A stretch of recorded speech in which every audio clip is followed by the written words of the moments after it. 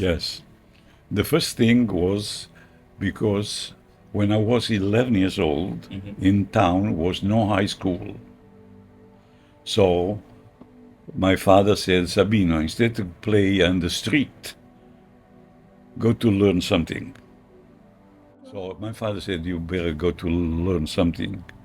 But because he had a brother, my uncle was a tailor in a different town, I was heard always tailor, tailor, tailor. So I decided to go for tailor. So 11 years old, I start. And my two son-in-law, they cannot believe that I never did anything else except sewn from 11 years old. Yes, I decided because I didn't know nothing else. Just because I never heard anything else, and 11 years old, I was not so. Because I heard always my uncle used to be a tailor, so I want to be a tailor. That's it. To learn is this because the first thing they did, they tied my finger for me to get used to hold the thimble, because eventually you have to push the needle. That I remember. And they put a string here. Because a tendency always to be straight when you're not used, you cannot sew with the finger like this. So that's the first thing they did for me. Yeah. Well, not at that age, because you will learn so many different things. Because at that time everything was sewn by hand. Only existed only the straight machine, no other machine. So any part of the jacket or the pants had to be done by hands. So that's why you had to learn how to make the canvas inside, you had to sew the stitch, or the buttonhole, or the pocket. Everything was different, step by step. Well, you want to know the name? Yeah. The last name now, this moment doesn't come in my mind. The last name is Chieppa, Chieppa. Federico. The first name I'm Federico. That's another thing I remember. We had to bring our own chair because there were so many kids, young people to learn. And the guy doesn't want to spend the money for the chair for you. You have to come, sit down one next to the other like this, Yeah. And to learn from one to the other. The tailor shop was full of kids because at that time you had to learn one of these trades. Can be a tailor, barber, shoemaker. It didn't exist too many other things. At that age, 11 years old, I didn't know anything. Just because I learned, my uncle used to be a tailor, he used to make a living. He had a family, that's it. At that age, 11 years old, you don't know too much. Well, it's so simple, not to something so simple. You have to follow the teacher, what it tells you, to put the stitch, the size of the stitch, because like I said, you see, the machine makes always the same stitches. By hand, my time, every stitch is made different. When you sew something inside, it's made different. Anything is different. It's hard to say because skill is important to know or to have, but you don't know how long will exist that skill. Like I'm telling now my two son-in-laws, adores. Before, up to not too long ago, I used to tell them and everybody else, I think my job will never expire unless, I used to make them laugh, unless they go naked. I tell them, up to now I used to tell them. But now, the last 4 or 5 years from when COVID-19 happened, the things, they change 100%. Because people, they go on the job casual. Most of the people, a lot of people, they work at home, and what they use is just pajama. And the tailor, we don't have nothing to do. because so that's the reason, exactly the reason, because the people, they work at home. Why you have to spend money for anything? The passion, the love, I don't think will not come, never come back. Only if they see that the people, they don't complain like me, that there is nothing to do. Only eventually, like now, even Trump said they want some section of the government to go on the job, but not to work at home. So then will change only if the people, they need a tailor. But now, most of the people, they don't. Because now people, they dress, they buy something only if they have to go to a wedding or somebody die to buy a suit. And I ask all the time, because I bet, I said, you're going to a wedding. 98% they said that. Only 2 people there, they tell me, no, I'm going to a funeral. That's what I mean. There is nothing they think that will make them change unless they see that all the tailors will be busy again. I said, oh, they never think. I said, the guy's busy, makes money. But now, nobody will think to be a tailor anymore. People start to dress and buy. Because now people, the store, they sell clothes. They don't make money. The cleaner, are you familiar around here? A lady who lives upstairs here came by me with a jacket to iron. It was an all wrinkled up jacket. And now, because of my knee, I cannot stand up and iron. I iron the clothes for the customer, but no, not just to buy, say, iron. So I told this lady, over there is a cleaner, the one you mentioned. She told me, Sabino, they closed that. Okay, I said, my wife today, she's going by Deluxe. Across the street from the White Castle is Deluxe cleaner who's there for 96 years. I know that because 56 years ago I came over here, was there. So my wife went over there.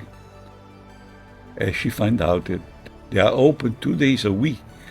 But you know why? Just waiting for the people to pick up. They don't accept any more work because I guess they give up. The lady told me, I send over there, like I send other people sometimes. She said, no, they close. I said, go by Deluxe. My wife, she's going to dry clean the pants for me or for her. And my wife, she went over there. It says 2 days open, Monday and Wednesday or Tuesday. But then when she went inside, they told, no, we don't accept any more work. And my wife, she had to go, a cleaner, at the very end of Clifton Avenue. Very end. That street over there, you see, is a cleaner over there. And she went over there.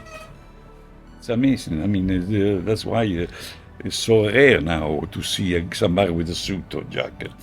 What I learned that I liked to was to be, just because I like my work, to be independent.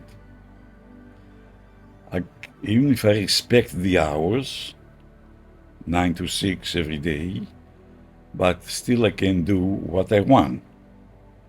Not to have a boss. That I like, because I hear my family, my daughters, son-in-law, sometimes they complain about that. That's something that I never had that problem. At least for 3 years here, and maybe another 10, 15 years in Italy when I used to do custom tailor, and then I decided to come over here.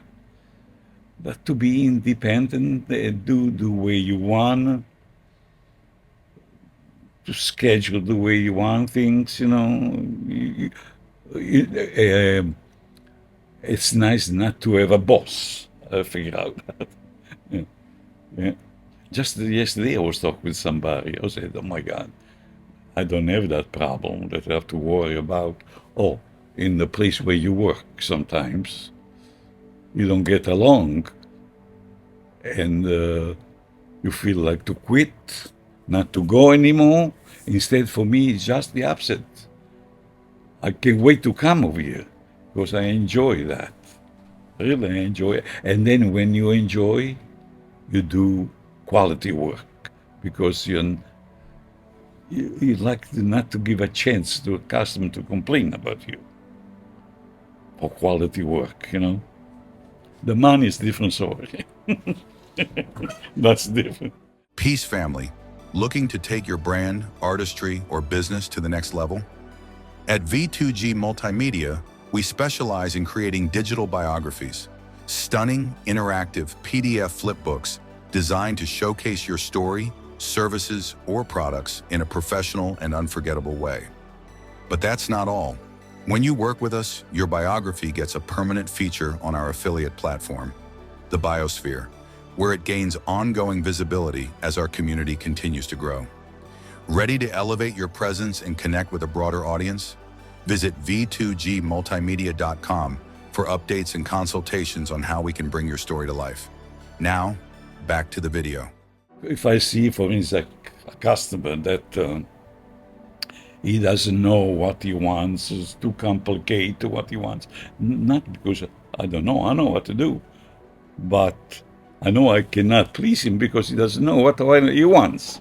Then I say, thank you for coming. You know, somebody else can help you. I try to, especially at this age now, you don't want to. Well, wow. If I say focus on the money, don't do this business, because there is no too much money here. You have to love what you do, make a living, and no more than that, because there is nothing in this kind of business that makes you feel like, you know, that's the reason. You love for the work, you enjoy to see. Sometimes for me, it's I enjoy, for instance, people, they come once in a while, somebody who has some clothes, some suit, that they love that. Expensive suit especially. And according to them, nothing can be done. They went to other tailor, maybe not too sophisticated, they tell nothing can be done. Because they say there is nothing to make it bigger.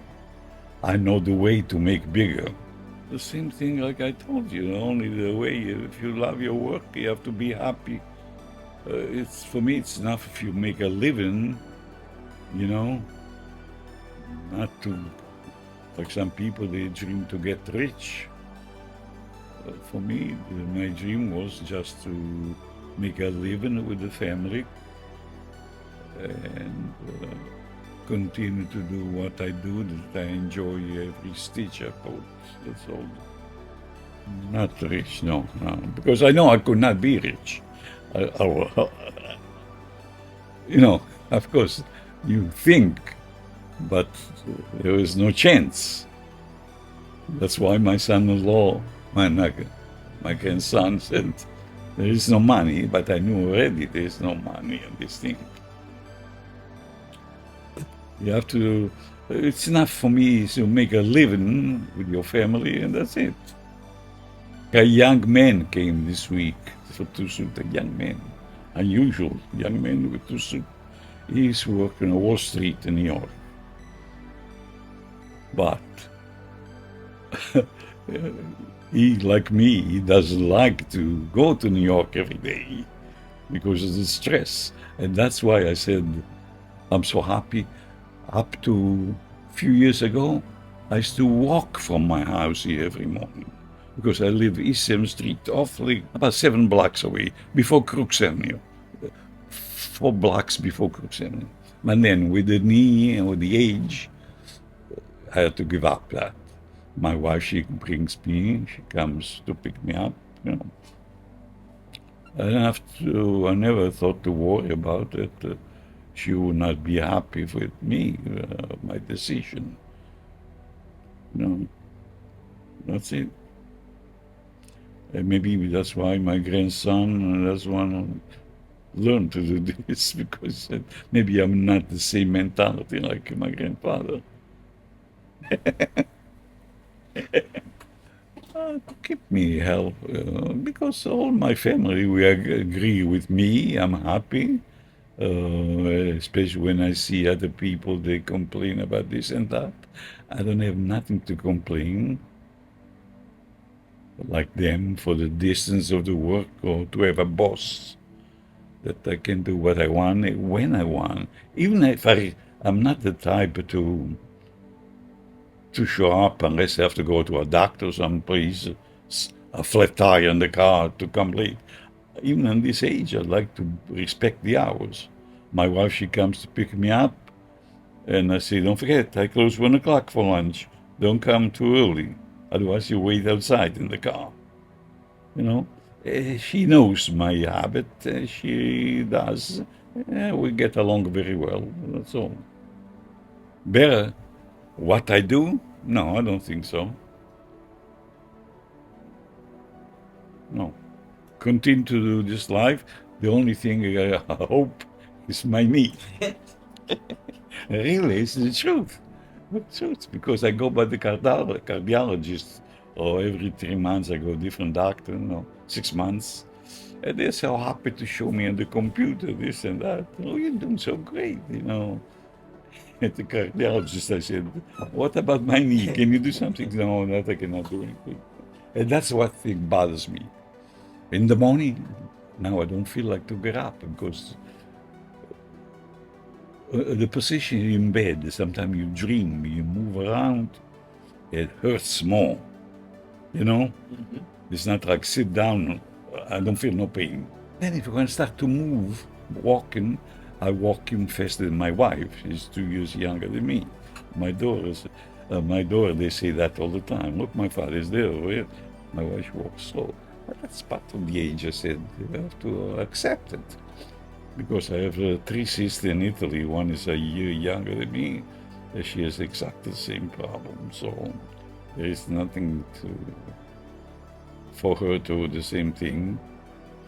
She told me she went by a doctor not too long ago, a couple of weeks ago, for something. He said, my doctor took all my hope away. He said, like to say, look at your driver's license, your age.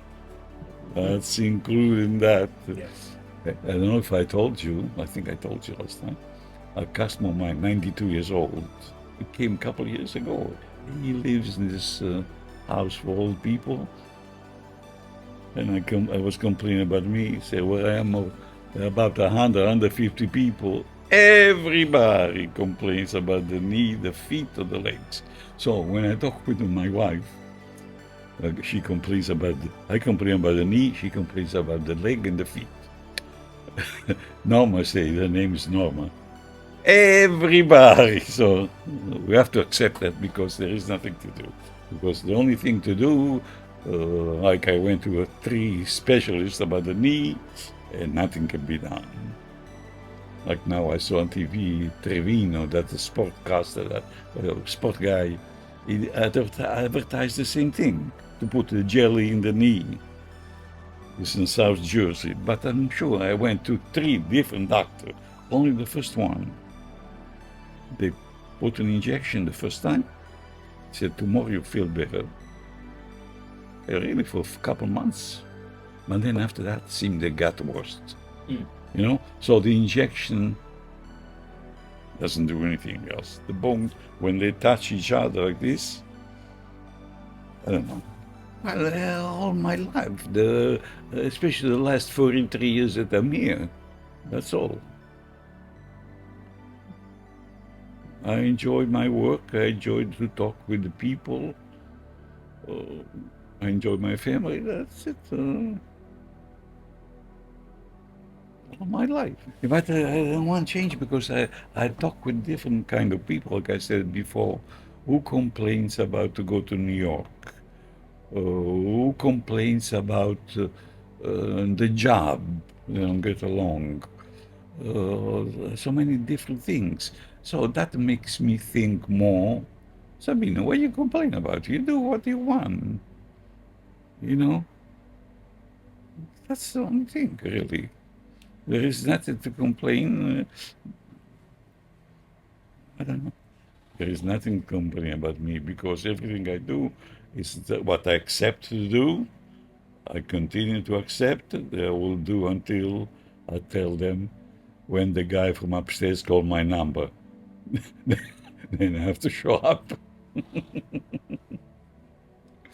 Because a lot of customers become three generations, see, over here, grandfather, son, and grandson. And they know my age. Say, Sabino, when you retire? I said, never. That's what I see. When the guy calls my number, I have to show up only. But I said, I continue to work because the guy from upstairs, he sees I'm busy, and when I call my number, really, I make them laugh. All the other thing, I don't complain. Only my knee, I complain. I say, why this? Why nothing can be done? Yeah, I feel like in this morning I told my wife, I cannot believe it. It does not exist to put an injection in that spot. What bothers me lately more, not the knee so much, the cuff. When I get up in the morning, I see it feels the cuff from the knee to the foot. Not the foot and not the knee. It feels like stiff, like a piece of card, wood. It feels like that. But then when I start to move, I complain less. But in the morning, almost I don't feel like to get up. But I know then, again, I say, Sabino, no, we'll get a little better after. And you know that you're not the only one. Because I have the example I told my sister, who started before me, younger, at the customer. Just yesterday, I was telling my wife, a person that we see him, he has a property on Lexington Avenue. He walks every day. I guess he doesn't have a car, because I never saw with a car. He walks. I told my wife, I saw him, I don't know the name, because when he walks on this side in the summer, I'm outside, the door is open, I talk with him. I saw him the first time with a cane. So, you see, he's joined the club. I said, that's what happened, most of the people. But then I'm very happy in my life, because when I see on TV what happened to kids, then I say, Sabina, you had your life, beautiful your life. Only the last few years now, the knee bothers you. So you're not the only one. And then I tell my wife, like the 92-year-old said, Sabino, everybody. So then I say, Norma, her name is Norma, said, let's move, let's help each other. And that's it. Let's not complain, because if nothing can be done, there's nothing to, we don't complain, because we are not the only one. That's it.